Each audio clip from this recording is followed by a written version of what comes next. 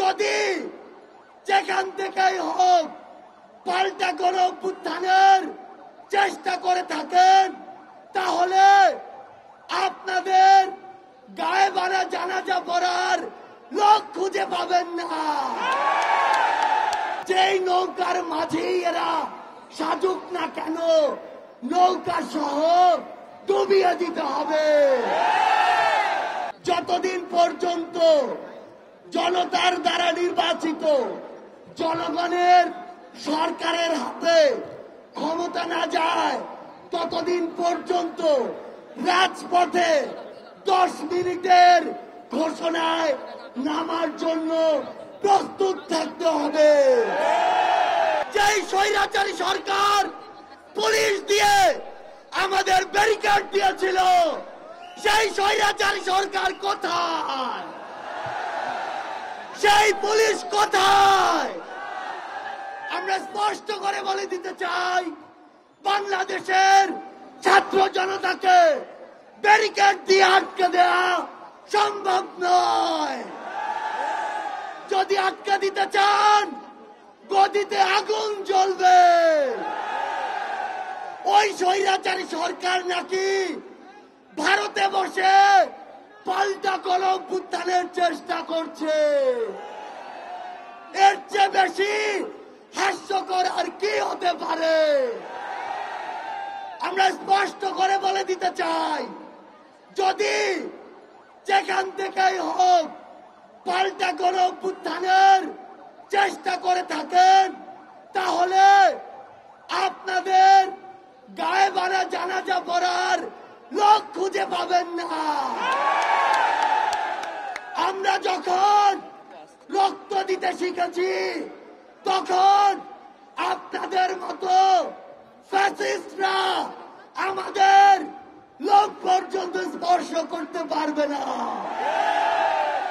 আমরা বলে দিচ্ছি, লক্ষ মানুষের সমাগম দেখেছেন, এরপরে যদি আমাদের দিকে চোখ তুলে তাকানোর সাহস করেন, কোটি মানুষের সমাগমে পিষে ফেলব।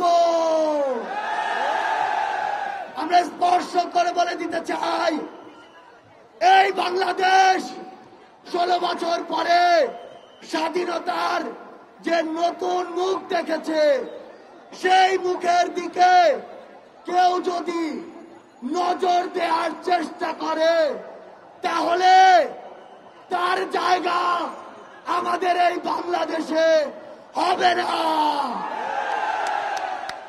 আমরা একটি কথা আপনাদের স্পষ্ট করে বলে দেই, ওই যে শয়তানরা, ওই যে কুচক্রীরা, তাদের যারা দোসর, তারা কিন্তু একদিনের অভ্যুত্থানে এই দেশ ছেড়ে চলে যায়নি। সালমান এফ রহমানের মতো ভণ্ড সেজে লুকিয়ে আছে আমাদের আশেপাশে। এদেরকে প্রতিহত করতে হবে। যেই নৌকার মাঝেই এরা সাজুক না কেন, নৌকা সহ ডুবিয়ে দিতে হবে। আপনাদেরকে স্পষ্ট করে বলি, আমরা আমাদের একটি ধাপ মাত্র পার হয়েছি। যতদিন পর্যন্ত জনতার দ্বারা নির্বাচিত জনগণের সরকারের হাতে ক্ষমতা না যায়, ততদিন পর্যন্ত রাজপথে 10 মিনিটের ঘোষণায় নামার জন্য প্রস্তুত থাকতে হবে। যেই গর্ত দিয়ে ওই ফ্যাসিস্টের দোসররা বের হওয়ার চেষ্টা করবে, 2টা কাজ করতে হবে। সেই গর্তেই তাদেরকে ঢুকিয়ে দিতে হবে এবং ওই গর্তে তালা দিয়ে দিতে হবে। আমরা স্পষ্ট করে বলি, বৈষম্য বিরোধী ছাত্র আন্দোলন বাংলাদেশের কোন নির্দিষ্ট মতের বা দলের আন্দোলন ছিল না। এটি ওই ফ্যাসিস্টদের বিরুদ্ধে পুরো বাংলাদেশের সকল মতের, সকল দলের, সকল জাতের, সকল বর্ণের মানুষের সম্মিলিত একটি আন্দোলন ছিল।